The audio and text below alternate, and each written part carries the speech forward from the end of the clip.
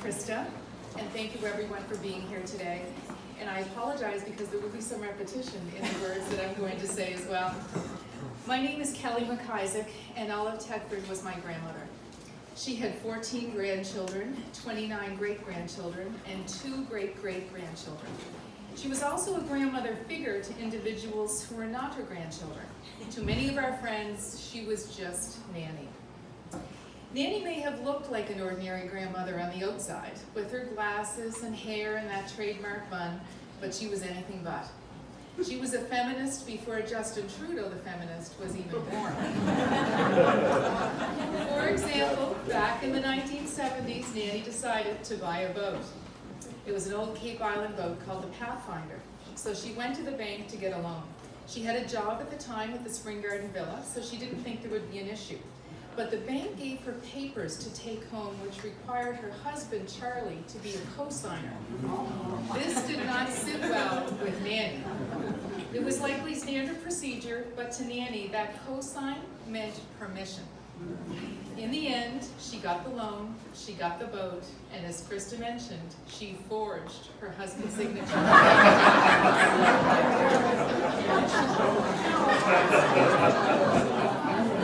In addition to being a strong, independent woman, Nanny had many talents. She was a wonderful seamstress and taught others how to sew at night school and in the classes which were held at our home with my mother Brenda. She could also knit, crochet, and in her later years, quilt, which she enjoyed immensely with her quilting ladies. She was also an avid reader and storyteller. But something else which many of us will remember fondly, as mentioned earlier, is her bread. Nanny made the best homemade whole wheat bread. She would make roughly a dozen loaves every week and then give most of them away to anyone lucky enough to make what we would refer to as her bread list. Nanny was quite a night owl. I think many of her grandchildren inherited that gene.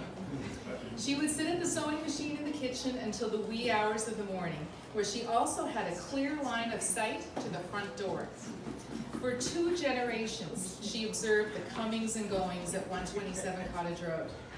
One night, a friend of my sister Kim's arrived home late, and when his mother questioned where he was, he explained to her that a group of friends had been hanging out at Tetford's. The mom later said to Nanny, "How could I be annoyed with him?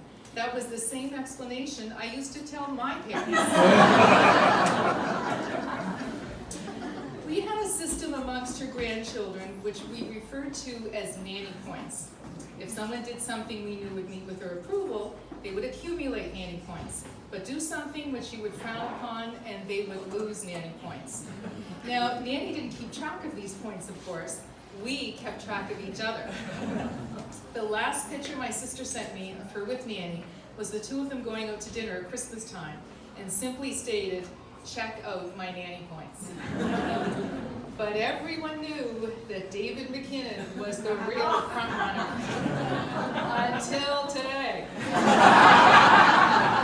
Has anyone seen David? I don't think so.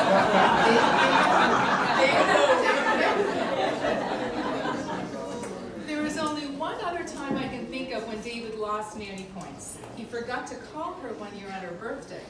The rest of us thought this was great, until he convinced Nanny that his sisters, Norma and Janet, told him to call her on the wrong day. You guessed it, more nanny points for David, less points for Norma and Janet.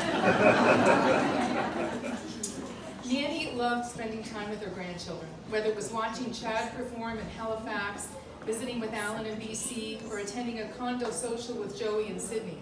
Nanny treasured those times. But I have a feeling what she treasured just as much was hearing stories about her grandchildren spending time with each other. She wanted us to be family and friends. In addition to family, there were 2 pillars upon which Nanny placed great importance: travel and education. She encouraged her grandchildren to get an education and see the world. So years ago, when our cousin Krista decided to move to Australia and go to school, well, you can just imagine the nanny points. Nanny herself was quite a world traveler. She proudly visited all continents, except Antarctica, most with her good friend Isabel Macaulay, and none with her husband, who was quite a homebody. She said they were the perfect match. He didn't mind that she liked to travel, and she didn't mind that he stayed home.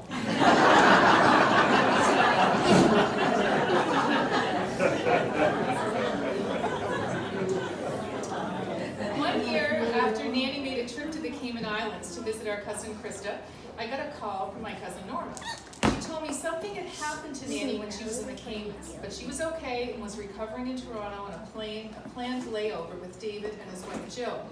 Norma explained that it was something to be expected for a person of her circumstances.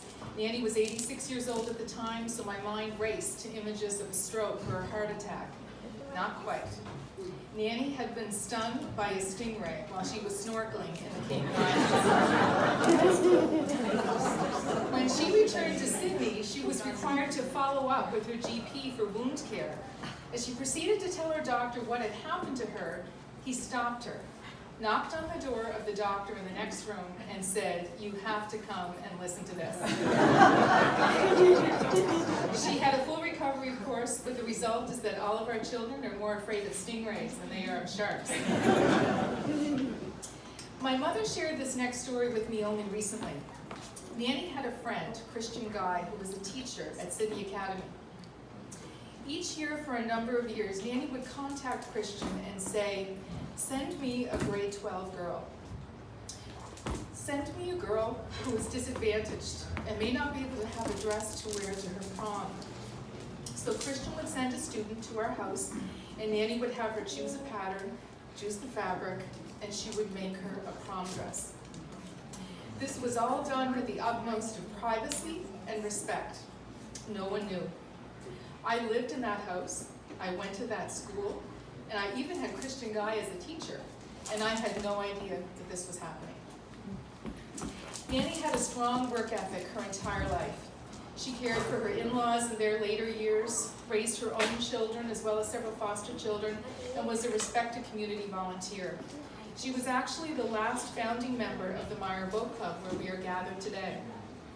She often said there were not enough hours in the day for her to accomplish everything she wanted to do. And she certainly had crosses to bear. She experienced the pain of losing a child when her youngest daughter, Shirley, known as Bishy, passed away from ovarian cancer. Nanny herself was a breast cancer survivor. She was resilient. She was amazing. When Nanny was getting ready to go somewhere, she usually wasn't the speediest. I think I may have that gene too. And she often kept Papa waiting. This last time, she kept him waiting for over 20 years. But I am confident they are together now with their daughter Bishy, and they are celebrating a life well lived.